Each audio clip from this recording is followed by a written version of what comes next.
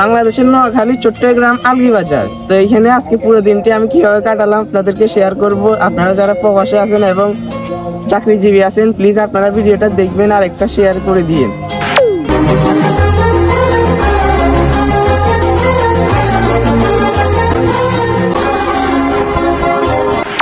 তো এই ভিডিওটির জন্য একদম সকাল ভোর ঘুম থেকে উঠে চলে আসলাম। আর ওই যে করি গাছগুলোর পিছনে হচ্ছে আমাদের বাড়ি, আর এটা হচ্ছে হেঁসকারার খামার নাকি কি বলে ওই রোডটা।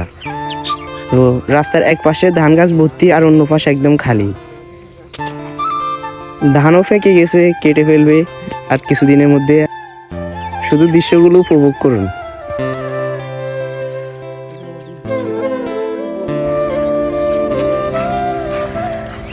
নাসির দাদা সকাল সকাল জগিং করতেছে, আর এদিকে যে ক্যামেরা অন করি এগুন ভাবে এগুলো পুরো বিশ্ব দেখবো, মানে পুরো নেটে ছাই দিব এটা। আর ইন্দি 8টা বাজে গেছে, কোনো ক্লাস বই যাইতেছে আর এগুন খুব দৌড়াদৌড়ি করে যাইতেছে। এটা হচ্ছে আমাদের ব্রিজটা পরে দেখাবো, আগে মীরার দোকান থেকে একটু আসি।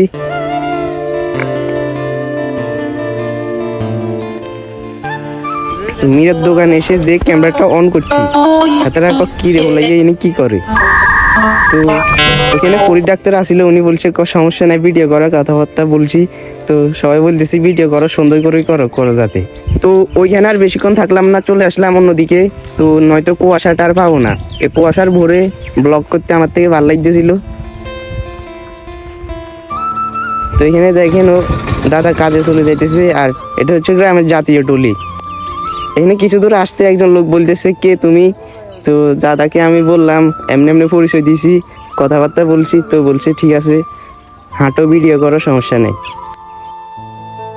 তো সামনের দিকে যেতে দেখি সামনে আর রাস্তা নাই, আছে কিনা জানি না, সামনে আজ যাইতে পারি নাই। তো এখানে দেখি ছোট্ট একটা দোকান, আর আশেপাশেও কোনো দোকান নাই, রাস্তা নাই। তো এখানে আমার এই ফ্রিতে চা খাওয়াইছে।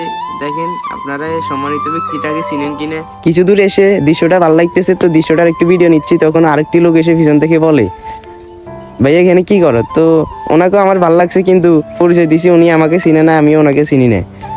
তো এখানে আর বেশিক্ষণ থাকলাম না, চলে আসলাম বেরির উপরে দেখি কুয়াশা এখনো অনেক বেশি এখানে।